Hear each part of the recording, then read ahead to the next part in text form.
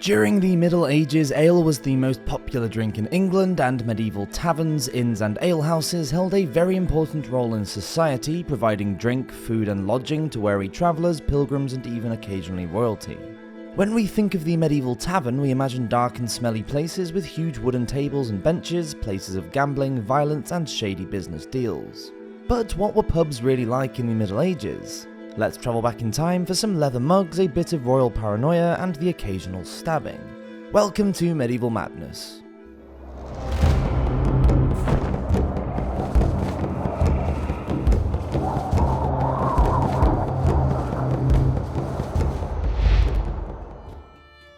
Holy Last Orders. It was important for medieval monasteries to provide hospitality to visitors. It was a way of fulfilling their spiritual obligations and keeping in touch with any news from the outside world. Allowing any important visitors access to stay was also a good way of gaining patronage. Providing food, ale and a safe place to sleep within the precinct walls became linked to the idea of pilgrimage in the early Middle Ages. Having a shrine that people could visit meant that pilgrims might offer up some money or maybe even donate a parcel of land to the order if they were rich enough and treated well enough. Any income coming into the monastery was always welcome. Sometime in the early 13th century, abbots started to realise that as well as accepting donations, they could charge pilgrims and other travellers a fee for their accommodation. So monasteries started to build purpose-made structures to lodge their visitors in. They were sort of like a modern-day hotel with food and drink provided. Gaining a good reputation as a place for first-class hospitality was important to any abbot, as they wanted to be seen as being generous to their guests, and more importantly, they wanted repeat business. Because of their importance and because they were home to numerous monastic orders, cities like those of London and York found themselves inundated with guests. Others in more obscure or isolated places found themselves in debt, which resulted in a situation where rich visitors were still welcomed, but poorer travellers were turned away from the abbey gates. It was usual for visitors to leave on the third day of their stay, and they were only expected to remain longer if they were ill or the weather was so bad that it would be dangerous to leave. Only monks were allowed to stay longer, but it was very difficult to throw out a visiting bishop or members of royalty. The abbot probably welcomed any wealthy guests with open arms, as he was expected to dine with them during their stay, and on those occasions he didn't have to stick to the usual monotonous monastic diet. During visits, monks were not allowed to interact with any female guests, and women were forbidden from entering the monastic cloisters, whose walkways formed a barrier between the realm of the monks and the outside world. The guest master and cellarer were responsible for providing suitable food and drink to the visitors, who were housed depending on their status. Those with more than 14 horses were given access to the abbot's house, and guests were provided with candles and often given tours of the monastery.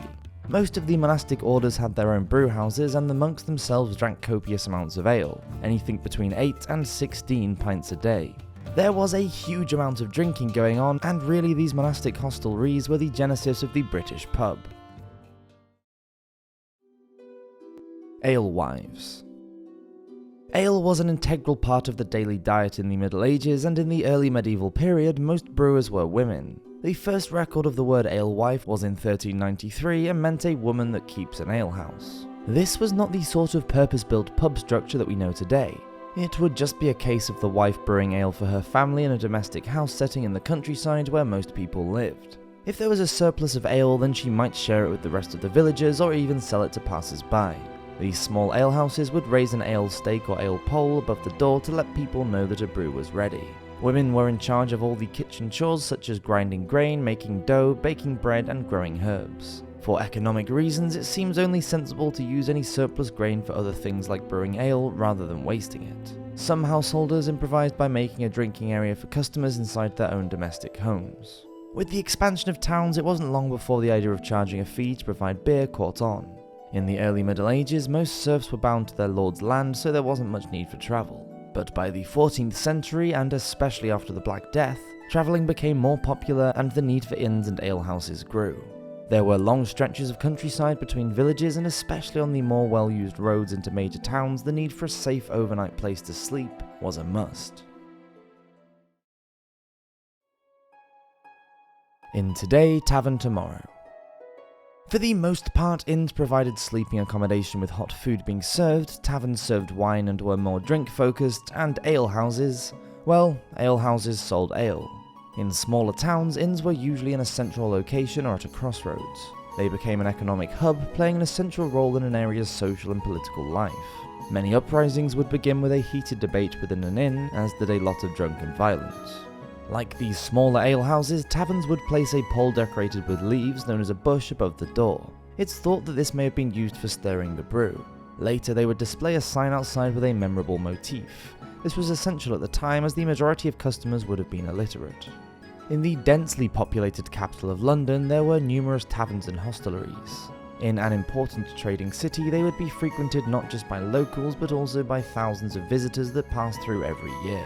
Ale was usually served in mugs made from wood or leather. Unlike inns, taverns served wine which had to be imported from France, where it was consumed every day, and was more expensive, so taverns attracted more wealthy patrons. Most inns had a kitchen and would serve simple, low-quality food like pottage, bread and cheese, or salted fish to build up a thirst. Roasted meats or bacon might be added to the pottage or served in pies. Plates might be made from wood, or they could be trenchers made from stale bread. Customers were expected to bring their own knife and spoon or eat with their hands. Inside, taverns and inns would have been gloomy places, cold in winter but cool in summer, with the only sources of light and heat being candles and a centrally located fire. Large trestle tables and benches provided somewhere to sit whilst eating and drinking. The mixture of smells from the floor of straw rushes would have been eye-watering and probably made up of horse manure, body odour and spilled rotten food, along with some sour ale. Most inns had stables, and in 1324 the owners of these sorts of hostelries were allowed to charge 2 pence to provide enough hay for 1 horse for a day and a night. Most innkeepers in London were men, although there are records of 2 women running hostelries. In the Holborn district during the 1330s, Beatrice Hind ran an inn, and Isabel Toppersham ran one in the ward of Baynard's Chastel near St Paul's Brewhouse. Sleeping accommodation was catered for in the chamber, which usually comprised several straw beds in a communal back room. But there were private rooms too, as not all guests were just passing through. A man named William Birbeck, who came from the county of Kent, rented a room at the inn owned by John Waltham. William arrived in the spring of 1345 and was charged 1.5 pence a week for the long-term accommodation, for which he was given his own room key. Inside his room, William, who it appears was a man of some wealth, felt safe enough to leave his valuables in his deposit box. Inside were silver and gold rings, silver ornaments, silk girdles and purses, and 10 marks in cash. Unfortunately, whilst William was out, someone unlocked the door to his chamber and stole the box. Walton, the innkeeper, who was liable for the property owned by his guests, blamed his brewer Roger because he was the only other person who had a key. Royal regulations.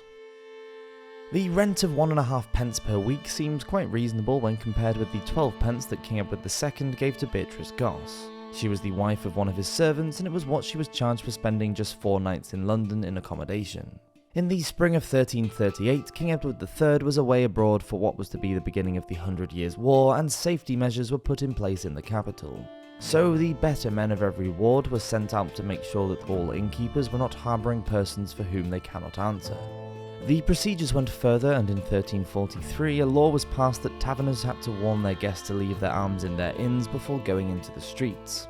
At that time, no one was allowed to walk around inside London city walls armed, and tavern owners were reminded that they were responsible for making sure that any of their guests, who might be from outside of the area, were aware of the regulations.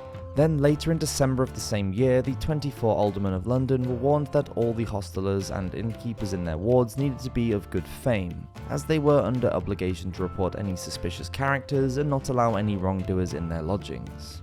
Whenever the king stayed in London with his huge retinue of hundreds of people, his marshals would enter the city and appropriate enough inns and private households for them to stay in.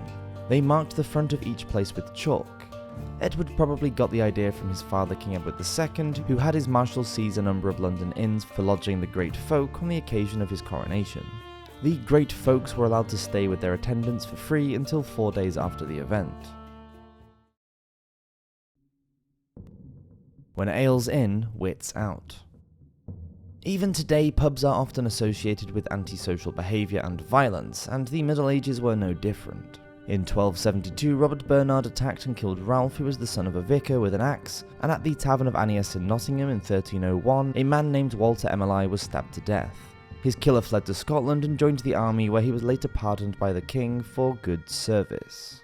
Then in 1306, Thomas Blendersow was thrown out of his house and expelled from the area because he went to the tavern at night, got drunk and was quarrelsome and a nuisance to the neighbours.